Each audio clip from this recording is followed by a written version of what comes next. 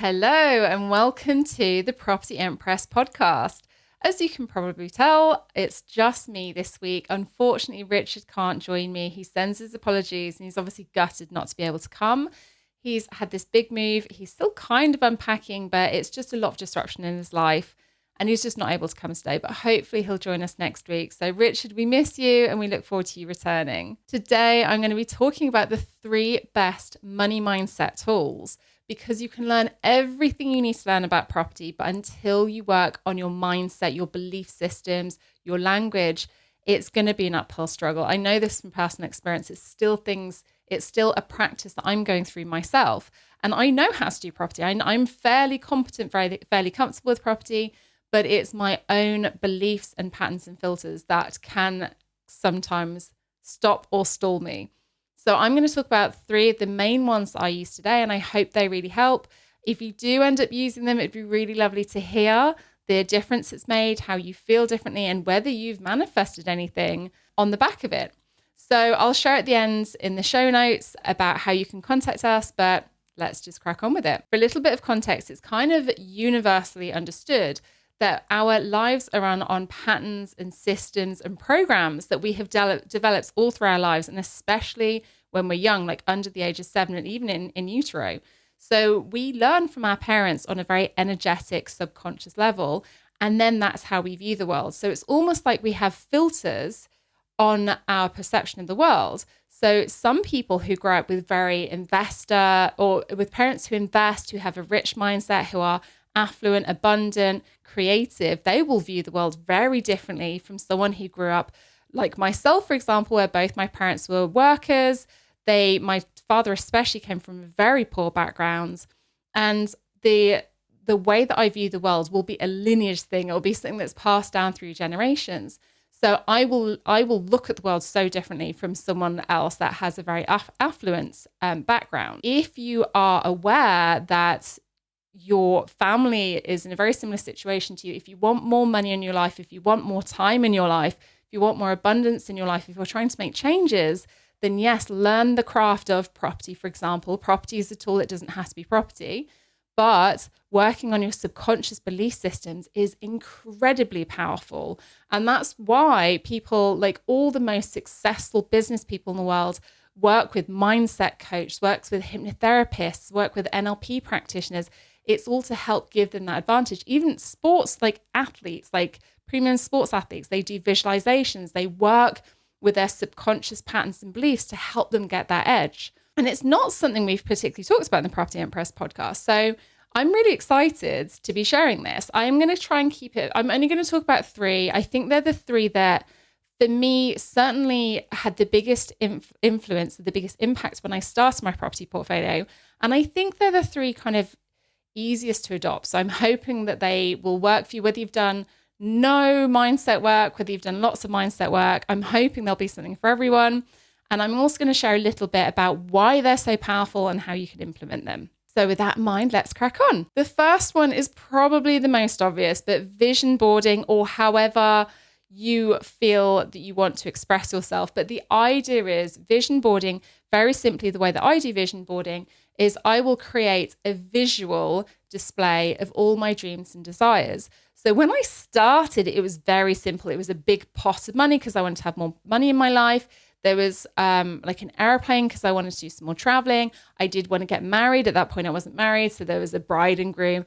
Anything that visually represents your dreams and desires, anything that you really resonate with, not just any bride and groom, look through Pinterest, look through Google Images, find something that really captures your attention, that you're really drawn to, and put it on. Like, I mean, I just do a, what's it called? PowerPoint document. You can do Word. Some people cut them out. So that's quite nice to actually feel the texture of the paper and things like that. Like I said, whatever feels good to you. Drew is very, like, he'll just create something online, like on his computer, and then he will print it out. Whereas for me, I quite like to ideally, cut things out and paste them. If I don't have time or I'm doing it with Drew, then yeah, we'll just do something on the computer and print it out. But anything that you look at and go, wow, like you want your heart and soul to be in this document. It's not a list. You're not coming from a head space, a thinking space. This is a felt space. These are my dreams and desires. This is what I'm doing. And it can be short, medium, long term. It doesn't have to be, anything. It can be whatever motivates you. What motivates me now, what my vision, and we tend to typically do them for New Year. My vision board I'm already thinking about because obviously we're in November. But my vision board, one of the things I'm really calling in is I want to be able to build my businesses when the kids are at school. And then for the 2 months that they actually have off, they have these crazy long holidays because they're at alternative schools or they're homeschool groups. But anyway, that's a whole different conversation. But we had these really long holidays. We have 2-month summer holidays. So I love the idea of going off. Louisa now, my daughter, is about to turn 10. So I'm like, we've got like 8 years until she's an adult. So I like the idea of doing a continent a year to take her, just up to her becoming an adult and just exploring the world with them. So I love the idea. I don't know if this year will be too soon, but again, I'm going to put it on my vision board. I'm not going to control it. I'm going to put it out there, put it into the universe. This is what I want. This is what I'm calling in. And I'm going to allow the universe to bring it to me in whatever way it sees fit. I'm not going to control the process. So having things like that, I'm going to have lots of travel, lots of photos of the family.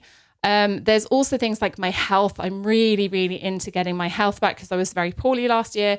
So I want to really, really feel like in my 40s, like, because I'm 40, I'm about to turn 43, I think. I want to be healthier and fitter than ever before. So that's something that's really important to me. So I'm going to have that on my vision board. And it's going to be that kind of thing. There's going to be probably some smaller dreams, smaller aspirations as well, some easier to attain dreams.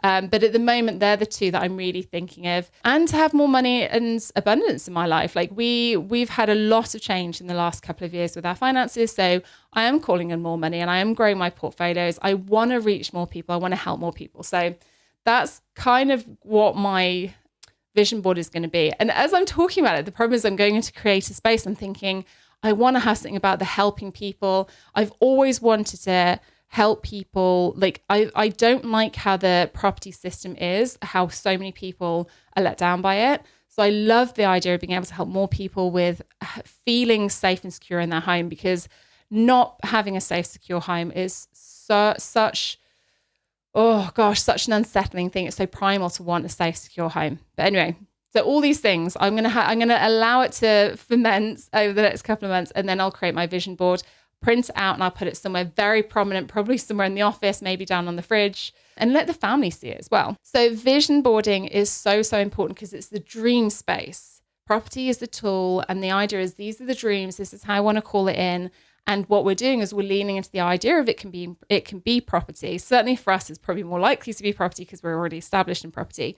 But it doesn't have to be property. If we suddenly get something completely, far left field that comes in, it's an opportunity to go traveling Asia for 2 months next summer that's nothing to do with property, I'm going to jump at the chance. I'm not going to be set on how it presents itself, but that's the dream, and we'll see what happens.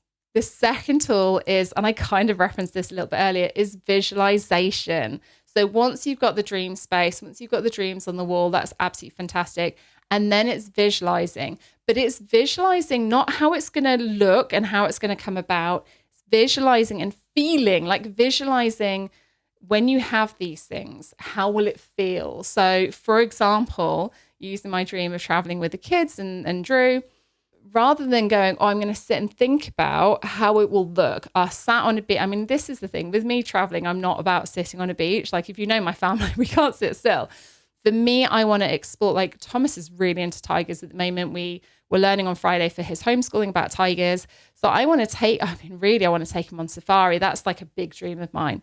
So when I talk about visualization, I'm imagining that I'm on the experience. I'm not like, oh, this is when it'll happen. This is how it's going to look. I'm going to be on a car. I'm like, how is it going to feel? I'm going to imagine I'm there in that moment and I'm experiencing that dream come true. And the more you can do it on the big dreams, the more you can do it, the better. Ideally daily, it doesn't have to be daily, but as often as you can, whenever you look at that vision board, you almost want to be like transported into the future, and experiencing the dream that you're bringing to fruition. You can also do visualization on a smaller scale. So for example, there's a chance I'm doing a viewing later this evening. So what I'm going to be doing this evening and in the run up really to the viewing is I'm going to be spending some time feeling into how do I want this viewing to go? How do I want this viewing to feel? So for me, I don't mind the conversation. I don't mind the energy of the person showing me around the property, but I want it to feel easy, smooth, fun, light. And I want it to feel when I walk away, and I'm literally saying this as I walk away, I want that like, oh my gosh, that excitement of, oh my gosh, I can't wait to phone Drew and tell him how well that went. And that's what it is. It's not I can't wait to have the property. It's like the feeling of the viewing being amazing. And I know that if I walk away feeling that excited, it's a really positive viewing. It can be for anything. It can be for a phone call viewing. It can be, I even do it for things like when I do my company accounts, I have a whole ritual where I have my candle. I light my candle. I have my crystals. I put my positive affirmation money, like soundtracks on from YouTube. And that's how when I do any money stuff, I have the same rituals so that when I think about doing my company accounts, it goes to a really positive place. And I do the same thing. I think about, well, I'm going to be lighting my candles. I'm going to be doing, pulling a card as well, actually, having my crystal there. And I'm going to put the affirmations on, take a moment to just calm myself, a moment to get into that space. And then how will it feel? And it's like I've plugged into all the previous times I've done it. And by visualizing, I will visualize before I even do it, how it's going to go and how it's going to feel. And it's going to feel really easy and abundant. And wow, look how much more money I had than I realized. And all of these positive feelings and emotions and mindsets will all be wrapped into one. So I will visualize when I'm doing my company accounts or anything to do with money, I'll visualize it before I sit down. So by the time I sit down, it's almost like I'm in that natural flow of things. It's very similar to these elite athletes that will practice in their mind first, that they have the muscle memory. So if you have a basketball player, because I was a netball player, I was a shooter, and I practiced so many times that I had the muscle memory. And then I could practice in my head when I wasn't on a netball court. And again, I was an amateur, like I wasn't very good, but imagine being a pro athlete. And that's the thing. It's like when you can practice making money when you're not even making money, like that's the dream. And it feels nice. It feels nice, particularly if you have, like everyone has money wounds and money blocks. If there's ones that you're especially aware of, like one of the things that I noticed was I don't like opening posts. And I think I got that from Drew because that's what Drew used to do. But it's not that I don't open posts. I have some resistance to it. So that would be the ideal visualization of imagine opening this post and it feels amazing. And the more that you do it, the easier it gets. Highly recommend visualization. The third and final thing is your language. Oh my gosh, I can't even tell you how important the language is. I am actually an NLP, so neuro-linguistic programming practitioner. It was something I did quite a long time ago. I don't really know why I did it. I met this lady at a networking event. She's an NLP practitioner. She's also, so she's a master of NLP, I think they call them. So she teaches people how to do it. She also does hypnotherapy. Fantastic lady, absolutely incredible lady. And I met this woman and I was so drawn to her and I was like, what is it you do? And she said, I do this, NLP. And I had heard of it. And I went along, I think they did like a talk about it. And I just was like, I have to do this. I don't know why I have to do it. But it really appeals to me, like, the way that you feel about things. So I'm going to use the example of money. The way that you feel about money, the way that you have these filters, these natural rhythms and patterns to your money. And again, if you had when you're a child, when you're, say, 2 years old, so you're kind of aware enough of maybe a little bit older, say 4 or 5, you're aware enough of what's going on. And you go out with your parents to the shops. You see your parents paying, you listen to your parents talking about money. Oh no, we can't afford that. These little things build a picture in a child's mind. So by the time they get old enough, they can't remember those particular situations, but they got the energy, they got the gist of it. So the way that we talk, it will speak volumes about the way that you feel about money and your mindset around money. And yeah, like all these programs that are going on that we're not even aware of.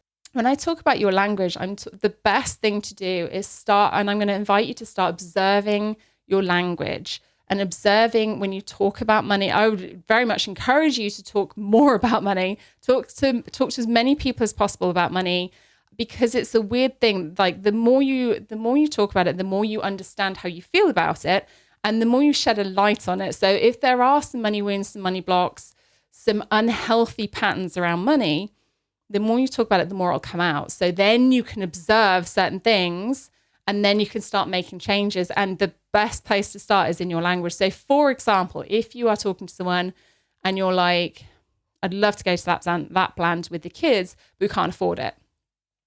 And you catch yourself saying that, it might sound perfectly obvious that at the moment you can't afford it, but you have a very set pattern around that. You have a very set idea that you can't afford to go to Lapland with the kids this winter. And it might be like, well, of course I can't. It's too late. Can't afford it. Da, da, da, da. I haven't got the money. Da, da, da. That's absolutely fine. Like, I'm not saying that you're not true, but I'm just saying that actually, if you catch yourself saying things like that, I can't afford to do da, da, da, then you can change your pattern and just leave it open. So I'm not saying that you go, oh no, I can definitely afford it now. But you can, don't get me freaking wrong. Like if you're up for it, start saying it. And as soon as you start believing it, basically, as soon as you start saying, yes, I can afford it, the universe starts like changing, or your patterns start changing, and you might see an opportunity that you didn't see before. But even if that feels like too big a leap, you can then just say, so rather than I can't afford to go to Lapland, is I would love to go to Lapland if the opportunity presented itself. So it's softening the edges of this very rigid mindset, this very rigid thought about something to do with money. It's just like a little example, but the more you can understand that you're holding yourself back, and it might be that you don't have, you don't manifest the money to go to Lapland, but you have to make these small changes. It's like if you're losing weight, you focus on the small changes and you'll have long-term results. Like, don't worry about like going crazy and changing absolutely everything in your life, because these are really deeply held beliefs, and it can create a feeling of unsafeness. I don't know if that's the right word, but if you try and change too much too quickly, you might destabilize yourself. So these small changes, I'm just going to invite you to notice if you talk about money in a certain way. Definitely talk about money more. And as you notice certain patterns, because if you want more money in your life, you're going to have to start talking like you have more money in your life. And then what naturally happens is your reality catches up.